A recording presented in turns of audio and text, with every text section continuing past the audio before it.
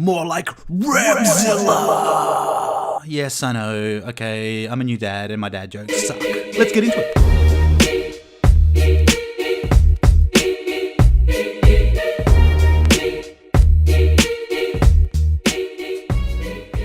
Rampage, or scientifically known as Ramzilla Hestorio.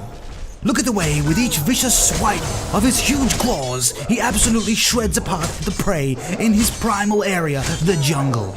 And today we're very blessed to see him in action, here, supporting his teammates, getting harvesters up, and ensuring that all of the creeps are clear so the enemy team does not profit from them. And ladies and gentlemen, if you are playing a jungler and are not able to have 3 to 4 and hopefully 5 harvesters up by the 9-minute mark, then really you need to take another look at how you are doing things. So let's go deeper into who this vicious beast is on this journey in the life of Rampage. Oh yeah, that's right guys, Delusion from Del does, and today we're taking a look at Rampage, specifically version 28.1 Did they just take a tower? Man, anyone who says Rampage is nerfed just does not know how to play him properly. You just take note of right now exactly how much face wrecking I'm going to do. I mean, even if I didn't have support here, all 3 of these guys were going down. There's no way they're gonna get away from Ramzilla. He is just absolutely ripping skin after skin after skin off of the bone of all of those enemy heroes. And he is so much fun to play. You just gotta know how to build him. And yeah, you know what?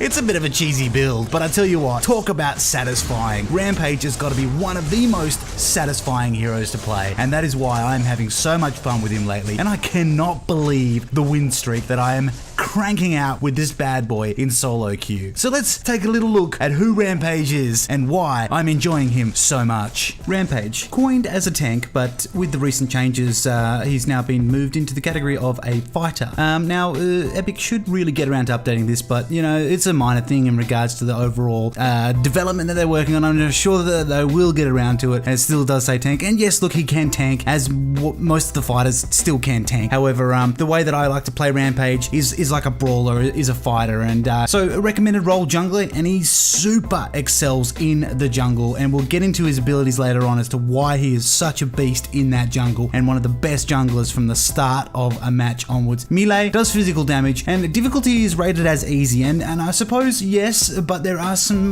ways that you can manage his skills and knowing when to go in and when to pull out, where you know it takes a little bit of skill in some sense. Basic stats: his basic attack power is 4, his ability attack power is 2, his durability is 8, his mobility is 7. Now this is where it gets interesting, guys. Basic attack power is extremely low compared to other heroes. However, as you can see in the background right now, if you build him the way that I'm building him, it doesn't matter that it's low, because you are just busting out multiple hits. You've got a huge like model that just gets up in people's faces and just body blocks them all over the place. You know, you can push them into terrain and you just continually bust down, slashing claw after claw after claw after claw after claw, and then bam, you can ultimate, or then you can throw a rock, and you know, all types of things. So you know, abilities, let's look at those now. First and foremost, why not? Let's take a look at his ultimate, which is his triangle, or his R, which is Enrage.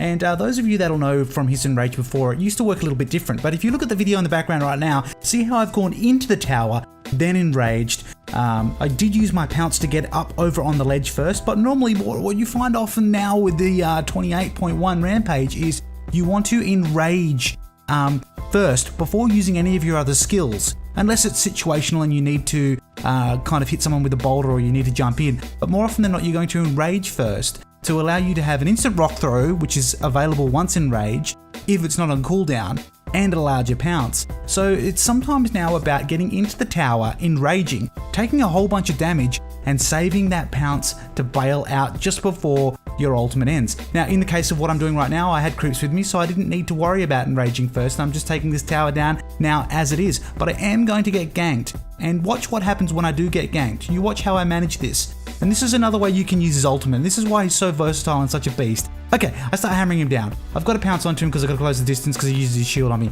I'm getting caned right now, so I use my ultimate to regen health, and I throw an instant rock at him. See then? I threw an instant rock at him, damaged him down, and just shredded him apart. I'm still enraged, halfway through my enrage right now, and I'm just absolutely belting that Grux. He has to bail out. I don't even need to worry about wasting my pounce. I would just walk out of that situation and carry on. Now again, as we go into this tower here, this one is a little different again, and this time we're going to be trying to clear these creeps. and we're going to be pushing onto his tower. Now remember guys, this is 5 minutes into the game. 5 minutes into the game, I'm level 5, I only have an Iggy with me, so imagine if I had a Twin Blaster or another person with me as well. We could do so much more. I throw a rock at him to knock him out a little bit, because I want to walk in a little bit without taking too much damage, because I'm already at half health. I then enrage, I walk into the tower and start to take the damage by making sure I hit the enemy hero, but I want that tower to be focusing on me. So Iggy in the background is getting hits on this tower and killing those creeps, right? Now, we got that tower down quite a little bit of health there, and you know, that's just 5 minutes into the game, guys. And that's one of the beautiful ways that you can use his ultimate now. And I think it's fantastic, and it works quite well overall. But how do we get there, guys? How do we hit level 5 in 5 minutes, which is quite quick? And you can do it even faster if you get some good ganks off as well. Let's take a look at his jungle, and why it's so important to select certain skills from the start with his jungle. Basically, guys, the first skill you want to take off the bat is King of the Jungle. That'll give you a passive health regen, as well as an additional health regen while you're in the jungle. This pretty much, when combined with the Beastmaster's key, almost means you're not going to take any damage from those creeps from level 1.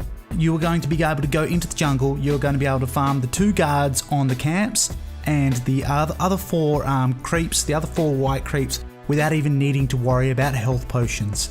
As you can see now, we're actually just taking down a cheeky little bugger that was trying to farm in our jungle. Look at that, I'm 3 levels above him, guys. He's had a really bad farm. Okay, that's an example of a really bad farm.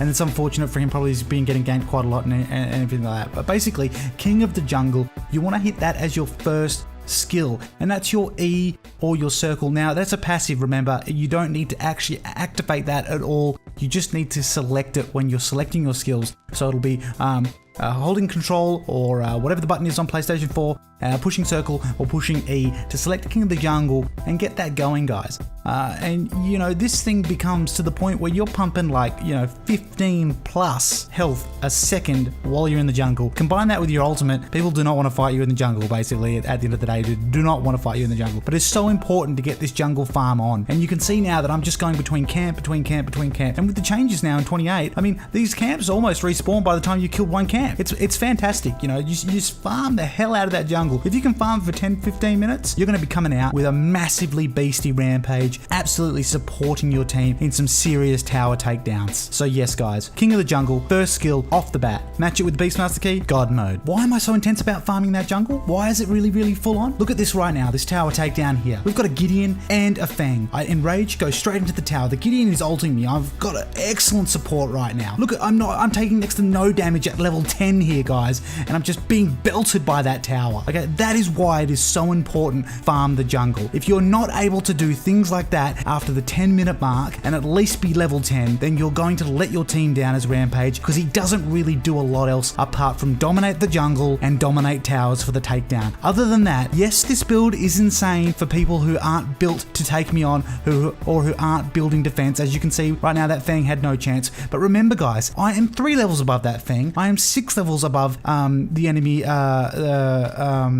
Chimera. So this is why it's so important. You need to have the advantage from owning those jungles, and that is why having your passives up, having your boulder throws up, and having your pounces up and your ultimates all evenly going along down the track is the way to play Rampage in this style of build. And so with that recapped, guys, basically what I look for is I go King of the Jungle, then I go Boulder, then I go Pound, then I'll go Boulder again, and then I want my ultimate. And then it's just about judging yourself after that on what you need the most of. If you're finding that you need more health in the jungle, then go King of the Jungle, but prioritize Boulder, Ultimate, and Pounce above King of the Jungle if you can. If you are being beaten up in the jungle and someone is counter jungling you, then you probably want to take away Pounce and put in King of the Jungle prior to getting Pounce back later, because Boulder is quite important. Remember, Boulder at top level is a huge stun. You saw before earlier in this video, I stunned Murdoch to the point where I was able to shred half of his health, but that's how I play it, guys. I think Rampage is a phenomenal hero. I'm having so much fun playing him with this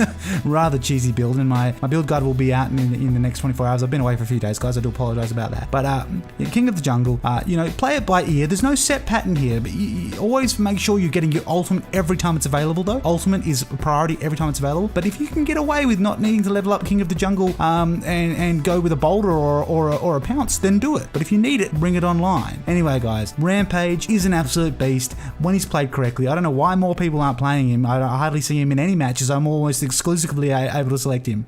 Dell does Rampage, and Dell does Rampage with a lot of happiness because he is a very satisfying hero to play. Anyway, you guys take care, YouTube, and my deck guide will be out very soon, guys. I'm going to try and get out in 24 hours for you. Take care.